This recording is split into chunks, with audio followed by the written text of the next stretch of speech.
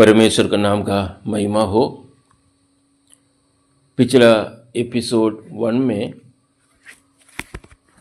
एक विषय हमने चिंता किया था, वो ये था कि क्या जल बपतिस्मा केवल यहूदियों के लिए आवश्यक था।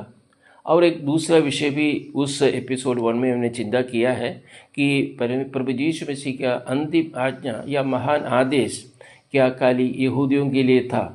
ये दोनों, कुछ लोग कहते हैं कि ये दोनों जो यहूदियों के लिए था, ये कलीसिया के लिए नहीं है। ये अंतिम आज्ञा यहूदियों के लिए था, खाली यहूदियों के लिए था, ये कलीसिया के लिए नहीं था। ये विषय पर हमने पिछले एपिसोड 1 में हमने कुछ विषय चिंता किया था। आज और कुछ विषय इस वचन के इस कंटिन्यूएशन में और कुछ विषय आज हम चिंता करेंगे। परमेश्वर के सामने क्या ऐसा कुछ भावभेद था, ऐसा कुछ भेद था कि कुछ अंदर रखा था जाति और यहूदी बोलकर। कुछ लोग उसको अलग करके रखते हैं, यहूदी अलग और अन्य जाति अलग। क्या प्रभु यीशु मसीह वचन में यीशु मसीह क्या कहते हैं और हमारा वचन में क्या लिखा है, इस विषय को हम थोड़ा आज एपिसोड 2 में हम इस विषय को हम चिंता करेंगे। इसलिए आइए सबसे पहले प्रेरित उसका 15 अध्याय उसका 9 पद हम पढ़ेंगे। प्रेरित उसका 15 अध्याय उसका 9 पद यहाँ पे इस प्रकार लिखा है, और विश्वास के द्वारा उनके मन शुद्ध करके हम में और उनमें कुछ भेद ना रखा। बाइबल कहता है कि हम में और उनमें कोई भेद नहीं रखा है। हम जानते हैं कि कौन है, लेकिन उनमें मतलब कौन है ये, उसका 7वां पद में। आइए 7वां पद की ओर हम आते हैं। तब पत्रुस ने बहुत वाद विवाद के बाद खड़े होकर उनसे कहा, हे भाइयों, तुम जानते हो कि बहुत दिन हुई कि परमेश्वर ने तुम में से मुझे चुन लिया। देखिए, परमेश्वर ने मुझे चुन लिया कि मेरे मुंह से अन्य जाति सुसमाचार का वचन सुनकर विश्वास करे। परमेश्वर ने पत्रुस को इसलिए चुना था कि वो अपना मुंह से, दूसरे का मुंह से नहीं, अपना मुंह से अन्य जाति सुसमाचार का वचन सुनकर विश्वास करें। अगर आज कोई कहे कि नहीं पत्रुस यहूदियों के लिए था, प्रेरित पौल कलीसिया अन्य जातियों के लिए था, गलत शिक्षा है। यहाँ पर स्पष्ट रूप में प्रेरित पत्रुस खुद कहता है, परमेश्वर ने मुझे इसलिए चुना था, परमेश्वर ने मुझे इसलिए चुना था मेरे मुंह से अन्य जाति सुसमाचार का वचन सुनकर विश्वास कर सकें। प्रिय भाई और बहनों, उसके बाद उसका 11 पद की ओर हम आते हैं। 11 पद वही 15 अध्याय, प्रेरित 15 अध्याय उसके 11 पद में लिखा है, हाँ, हमारा यह तो निश्चय है कि जिस रीति से वे प्रभु यीशु के अनुग्रह से उद्धार पाएंगे, उस रीति से हम भी पाएंगे। हो, कितना गौरव के साथ वो कहता है कि जैसे प्रभु यीशु के अनुग्रह से उद्धार पाएंगे, उस रीति से हम भी पाएंगे। उसका 12 पद, तब सारी सभा चुपचाप होकर बरनबास और पौलुस की सुनने लगी कि परमेश्वर ने उनके द्वारा अन्य जातियों में कैसे कैसे चिन्ह और अद्भुत काम दिखाया है। प्रिय भाई और बहनों, परमेश्वर के सामने अन्य जाति या यहूदी कोई अंतर नहीं है। उनके सामने एक सृष्टि, परमेश्वर ने सृष्टि किया एक मनुष्य, उस मनुष्य का उद्धार का विषय बाइबल से आदि से लेकर अंत तक हम वही देख सकते हैं। इसलिए परमेश्वर के सामने यहूदी या अन्य जाति बीच में कोई अंतर नहीं है। प्रभु यीशु मसीह ने जो आज्ञा दिया है, मत्ती सुसमाचार उसका 28 अध्याय में जो दिया हुआ, या 18 से लेकर 20 पद तक जो दिया हुआ, प्रभु यीशु मसीह की आज्ञा अपने शिष्यों को दिया गया है। लेकिन वहां पे लिखा है, तुम सारे सृष्टियों को, सारे जातियों को, सारे राष्ट्रों को, सारे चोर चोर तक, कोने कोने तक जाकर मेरा ये सुसमाचार प्रचार करना है। इसका अर्थ ये है, अगर ये खाली यहूदियों के लिए था, वहां पे यहूदियों के लिए बोलना था, लेकिन यहूदियों के लिए नहीं कहा। परमेश्वर का आज्ञा खाली यहूदियों के लिए नहीं, सारे सृष्टि के। परमेश्वर के सामने छोटा बड़ा बोलकर अंदर नहीं है, और कोई धर्म ऐसा धर्म, ये धर्म वो धर्म बोल के अंदर नहीं है। परमेश्वर के सामने एक मनुष्य, उस मनुष्य के उद्धार के बारे में यहाँ पे लिखा हुआ है। मनुष्य क्या करना चाहिए उद्धार के लिए, उद्धार के बाद उन्होंने क्या करना चाहिए, उस विषय स्पष्ट रूप में लिखा है। इसमें कोई अंदर नहीं है, यहूदी या अन्य जाति, ऐसा कोई मतभेद नहीं है। आइए और एक पद में पढ़ने के लिए चाहूँगा, उसका प्रेरित, उसका 10 अध्याय 10 अध्याय उसका 28 पद 28, यहाँ पे लिखा है, उसने कहा, तुम जानते हो कि अन्य जाति की संगति करना या उसके यहाँ जाना यहूदी के लिए अधर्म है, परंतु परमेश्वर ने मुझे बताया कि किसी मनुष्य को अपवित्रता अशुद्ध न कहूं। अगर परमेश्वर कहता है कि यहूदी या अन्य जाति अलग अलग नजरों में ना देखना, कोई भेद नहीं देखना, कोई अंदर नहीं रखना, लेकिन कुछ लोग आज सिखाते हैं कि अलग झूठा उपदेश दे रहा है।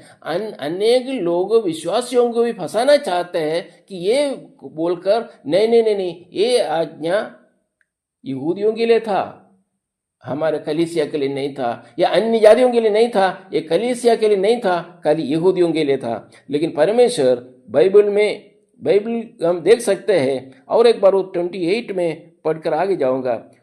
उनसे कहा, तुम जानते हो कि अन्य जाति के संगति करना या उसके यहाँ जाना यहूदी के लिए अधर्म है, परंतु परमेश्वर ने मुझे बताया कि किसी मनुष्य को अपवित्रता या अशुद्ध न कहो। उसका 34 में क्या लिखा है, देखिए 34 वही अध्याय, उसका 10 अध्याय, प्रेरित 10 अध्याय उसका 34 में। तब पत्रोस ने मुंह खोलकर कहा, ये पूरा पढ़ने का है, 10 अध्याय पूरा पढ़िए, और बाकी अध्यायों में भी हम ये खुला रीति में हम सीख सकते हैं, पढ़ सकते हैं। और 34 में लिखा है, तब पत्रोस ने मुंह खोलकर कहा, क्या कहा 35 में, अब मुझे निश्चय हुआ कि परमेश्वर किसी का पक्ष नहीं करता। मतलब अभी मुझे निश्चय हुआ कि परमेश्वर किसी का पक्ष नहीं करता, वरन हर जाति में जो उसमें डरता और धर्म के काम करता है वह उसे पाता है। प्रिया भाई और बहनों, कुछ लोग अभी भी कहता है कि परमेश्वर पक्ष करता है। नहीं, किसी का पक्ष नहीं करता है परमेश्वर। या यहूदी अलग है, अन्य जाति अलग है, नहीं। परमेश्वर के सामने पापी के उद्धार के लिए क्या करना चाहिए, वो परमेश्वर का योजना था। वो योजना के लिए प्रभु यीशु मसीह इस दुनिया में आया था। दो तीन पद वही अध्याय में से दो तीन पद पढ़ूंगा। 43, उसकी सब भविष्यवक्ता गवाही देते हैं। ये भविष्यवक्ति का गवाह ये देखिए कि जो कोई उस पर विश्वास करेगा उसको उसके नाम के द्वारा पापों की क्षमा मिलेगा। किसको पापों की क्षमा मिलेगा? ये जो लोग विश्वास करेगा। जो लोग विश्वास करेगा, कौन लोग विश्वास करे? ये 10 अध्याय में प्रेरित 10 अध्याय में प्रेरित 10 अध्याय यहूदियों के लिए बोलकर कहते हैं। प्रेरित उसके बाद में जो है कलीसिया के ये है बोलकर कहते हैं। लेकिन यहाँ पे लिखा है भविष्यवक्ता गवाही देते हैं कि जो कोई उस पर विश्वास करेगा, जो कोई मतलब कोई भी व्यक्ति हो, या यहूदी हो या अन्य जाति हो, कोई भी व्यक्ति हो, अगर प्रभु को विश्वास करे उनको पापों की क्षमा मिलेगा। उसका 46 में लिखा है क्योंकि उन्हें फांदी के भाषा बोलते और परमेश्वर की बड़ाई करते सुना। उसके बाद देखिए 47 और 48 दोनों पढ़िए। देखिए, इस पर पत्रोस ने कहा, क्या कोई जल की रोक कर सकता है? क्योंकि पत्रोस कहता है, पत्रोस लोग कहते हैं, आज कुछ लोग नहीं, कुछ लोग जो झूठा उपदेश देते हैं उन लोग कहते हैं कि ये पत्रोस यहूदियों के लिए था और कुछ समय के लिए था। लेकिन यहां पे लिखा है यहूदियों के लिए था, लेकिन यहां लिखा है 47 में, इस पर पत्रोस ने कहा, क्या कोई जल की रोक कर सकता है कि ये बपतिस्मा ना पाए जिन्होंने हमारी नई पवित्र आत्मा पाया है? जो पवित्र आत्मा पाया है उनको क्या रोक सकती है? पत्रोस अन्य जातियों के लिए, अन्य जाति के लोगों को बपतिस्मा दे रहा, बपतिस्मा देने के बारे में कह रहा है। उसका 48 में क्या लिखा है? और उसने आज्ञा दी कि उन्हें यीशु मसीह ने नाम में बपतिस्मा दिया जाए। तब उन्होंने उसे विनती की कि कुछ दिन हमारे साथ रहे, कुछ दिन हमारे साथ रहने के लिए। किसने कहा? अन्य जाति। किसको कहा? पत्रोस को कहा। बल्कि यहाँ पे लोग सिखाते हैं आजकल कि पत्रोस यहूदियों के लिए था। मैं सवाल में पूछना चाहता हूँ आपसे, आप लोगों से, कि क्या पत्रोस अगर यहूदियों के लिए था, पत्रोस यहूदियों के लिए अगर पत्रोस था, ये पत्रोस अन्य जाति के एक व्यक्ति को बपतिस्मा दिया कैसे? एक पर और उन लोगों के घर में कैसे रहा, कैसे? तो झूठा शिक्षा देकर लोगों को ये करना चाहते हैं। और एक पद पढ़कर मैं आगे जाऊंगा। गैलेशियंस 3 अध्याय 28। अब ना कोई यहूदी रहा और ना यूनानी, ना कोई दास, ना स्वतंत्र, ना कोई नर, ना नारी, क्योंकि तुम सब मसीह यीशु में एक है। हम सब प्रभु यीशु मसीह में एक है। हो सकता है यहूदी हो, या हो सकता है कि अन्य जाति हो, या कोई और स्थान पर रहने वाले हो, या दास हो, स्वतंत्र हो, नर हो, नारी हो, लेकिन कहता है कि तुम सब मसीह यीशु में एक है। इस वचन के सामने थोड़ा देखिए हमारे जीवन को। ऐसा झूठा उपदेश देकर अगर कोई फंस ना जाए, ये हमारा आग्रह है। और 29 में लिखा है, और यदि तुम मसीह के हो तो इब्राहिम का वंश और प्रतिज्ञा के अनुसार वारिस भी हो। देखिए, और यदि तुम मसीह के हो तो इब्राहिम का वंश और प्रतिज्ञा के अनुसार वारिस भी हो। इब्राहिम का वंश अर्थात हो सकता है कि अन्य जाति प्रभु को विश्वास करके आगे आया। किसका वंश में है? अब्राहम का। कोई अंदर है? कोई अंदर नहीं है। प्रिय भाई और बहनों, ये वचन के सामने हम झूठा शिक्षक की ओर ना जाए, ये हमारा आग्रह है। कभी भी वचन की ओर देखिए, वचन के आधार पर हम आगे चलना चाहिए। और एक विषय में बताना चाहूँगा।